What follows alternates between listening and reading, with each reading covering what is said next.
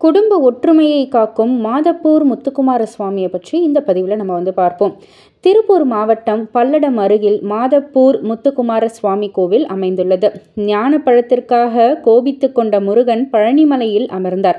அவரை தேடி வந்த சிவனும் பார்வதியும் இக்குன்றின் மீது ஏறி நின்று, மகனே நீ எங்கே இருக்கின்றாய் என குரல் எழுப்பிய போது பழனியில் அமர்ந்திருந்த முருகன் தாய் தந்தையருக்காக இங்கு காட்சி அளித்ததாக தல வரலாற்றில் குறிப்புகள் காணப்படுகின்றன.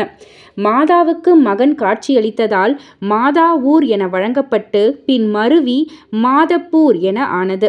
இப்பகுதியை ஆட்சி செய்த மன்னன் ஒருவன் பாலக்காட்டிலிருந்து மைசூர் வழியாக தன் படைகளுடன் சென்றான். அப்போது அவன் பின்னால் வந்த படை வீரர்களை காணவில்லை.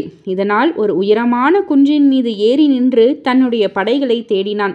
அவன் நின்றது முருகன் தன் தாய் தந்தையருக்கு காட்சியளித்த குன்று ஆகும். மன்னன் சுயம்புவாக நின்ற முருகனின் மீது நின்றதால் அவனது கண் பார்வை பறிபோனது. தான் செய்த தவறை உணர்ந்த மன்னன் முருகப்பெருமானிடம் வேண்ட அவனது கண் பார்வை மீண்டும் கிடைத்தது. இதையடுத்து அந்த மன்னன் முருகனுக்கும் அவனது தாய் தந்தையருக்கும் இங்கே கோவில் எழுப்பியதாக ஆலய தல வரலாறு சொல்கிறது. மைசூர் மகாராஜாக்கள் இக்கோவிலுக்கு வந்து வழிபட்டு சென்றுள்ளதை கல்வெட்டுக்கள் மூலம் அறிய முடிகிறது. கோவில் பூஜைகள் தொடர்ந்து நடைபெறவும், நித்திய பூஜைகள், விழாக்கள் போன்றவை தங்கு தடையின்றி நடைபெறவும் அன்றைய அரசர்கள் உதவி புரிந்துள்ளனர்.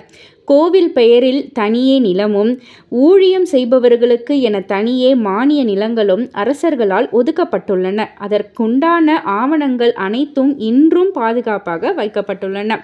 500 ஆண்டுகள் பழமையான முத்துக்குமார சுவாமி கோவிலுக்கு செல்ல பல்லடம் காங்கேயம் நெடுஞ்சாலையில் பல்லடம் தாண்டி 3 கிலோமீட்டர் தொலைவில் இருக்கும் மாதாப்பூர் செல்ல வேண்டும். அங்கு மலையடை வாரத்தில் இருந்து பார்த்தால் சிறிய குன்றில் முத்துக்குமார சுவாமி கோவில் அற்புதமாக தெரிகிறது. கோவிலின் முகப்பில் அரசமரமும் வேப்பமரமும் சேர்ந்திருக்கும் இடத்தில் அரசமர விநாயகர் வீற்றிருக்கிறார். அவரை வணங்கி முன்னோக்கி சென்றால் கொங்கு நாட்டு மரபுப்படி தீபஸ்தம்பம் காட்சி தருகிறது. கார்த்திகை தீபத்தன்று இங்குதான் மகா தீபம் ஏற்றப்படுகிறது. அடுத்ததாக பாத விநாயகரை தரிசிக்கிறோம். அதற்கு அருகிலேயே முத்துக்குமார சுவாமி திருக்கல்யாண அரங்கு காணப்படுகிறது. அதன் பின்பு குன்றின் உச்சியை அடைய படிகளில் ஏறத் தொடங்குகிறோம். 40 படிக்கட்டுகள் மேலே ஏறி சென்றால் இரு பக்கமும் ஓம் என்ற எழுத்துக்கள் பொறிக்கப்பட்ட தூணிற்கு மேலே முருகப்பெருமானின் சுதை வடிவ சிற்பம் காண்போரை வியக்க வைக்கும் விதத்தில் அழகுற காட்சி தருகிறது. அதனை தரிசித்துவிட்டு குன்றின் மீதுள்ள கோவிலை அடைகிறோம். அங்கே சிவபெருமான் மகிமாலீஸ்வரராக நாகாபரணத்துடன் லிங்க வடிவில் அருள்கிறார். அவருக்கு எதிரில் நந்தி காட்சி தருகிறார். அடுத்ததாக மரகதாம்பிகை தாயார் கருணையே உருவாக வீற்றிருக்கிறார். பின் கிழக்கு நோக்கிய நிலையில் முத்துக்குமார சுவாமியை தரிசிக்கிறோம்.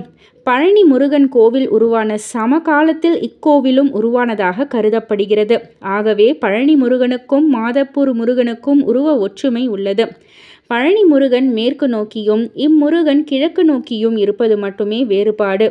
பழனி முருகன் கோவிலுக்கு செல்ல முடியாதவர்கள் மாதப்பூர் முத்துக்குமார சுவாமியை தரிசித்து பலன் பெறலாம் என்பது பக்தர்களின் நம்பிக்கையாக உள்ளது.